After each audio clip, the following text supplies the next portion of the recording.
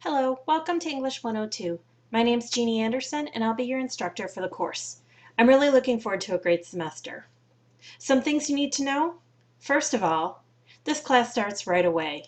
You'll have deadlines early this week and another one towards the end of the week. The assignments aren't very time consuming, but it is expected that you get started right away. This course requires your time and attention. In a 3-credit hour college level class, students should be prepared to attend class 3 hours per week and devote 6 hours per week to readings and assignments. You attend this online class by reviewing the content set up for each module under the Weekly Content tab and participating in in-class assignments like discussion boards, peer groups, and blogs. You complete assignments outside of class by reading the assigned texts and crafting your assignments, going through the pre-writing, drafting, revising, and editing phases as necessary. Because this class meets in half the time, you'll need to double your efforts. This course is also highly interactive, so it's important that you log in at least 3 times per week to participate in online discussions and to also check for announcements. Okay, if you haven't already purchased your books, please do so right away, and let's start reviewing the course contents by exploring the tabs on the left. First, I'm going to take us out of edit mode so that I needed you to be able to see the announcement, and let's just kind of go through the tabs. If you go under syllabus and you click here, you'll see the course syllabus for this semester. And if you scroll all the way down to the end, you can see there's all kinds of good stuff in here. The last page has the course at a glance, and so you'll be able to take a look at what the topics are for the week and what the specific assignments are and when they're due. So make sure you print this out and keep it handy because it'll be really helpful for you throughout the semester. You can find instructor information here, and you can see my emails right here as well. Due dates are pretty much copied and pasted from that PDF, so you can look at them at a glance here as well. I don't think they translate as nicely as in the document, but it's there if you need it. I'm going to skip my grades since what I see does not resemble what you see in the least. But if you click on my grades, you'll have access to your grades. If you turn something in, you'll see a little icon that's got it. It's a green square with a white exclamation point, and that basically tells you that your assignment's been received and that grading is pending. Okay, the weekly content tab is where you live, and I cannot emphasize enough how important it is that you go through this tab on a regular basis.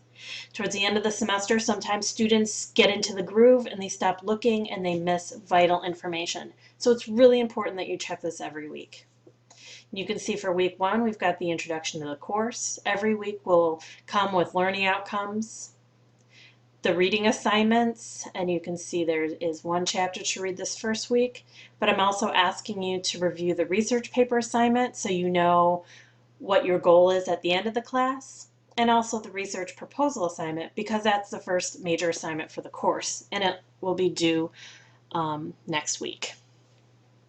There's typically, after the readings, there will be links to videos and other resources for you to look through. And then, of course, a list of assignments. So there's not a ton of content. I try to keep it to a minimal, but it is essential that you review this content every week. Now for the shortcuts tabs, this is where all of this information is found under weekly content, but if you don't want to dig through the weeks once you've gone through it once, then you can click here to turn in all your assignments. You can see there's a link for each assignment. The PDF file that gives you the instructions for the assignment is right here. And then if you click here, this is where you turn in the assignment. So all that is right at your fingertips. And then under discussion boards, you can locate the questions and concerns and water cooler discussions, and also the 3 different discussions that we have throughout the semester. Okay, next are the blogs. And again, there's three different blogs throughout the semester where you're basically sharing ideas with your classmates about your research.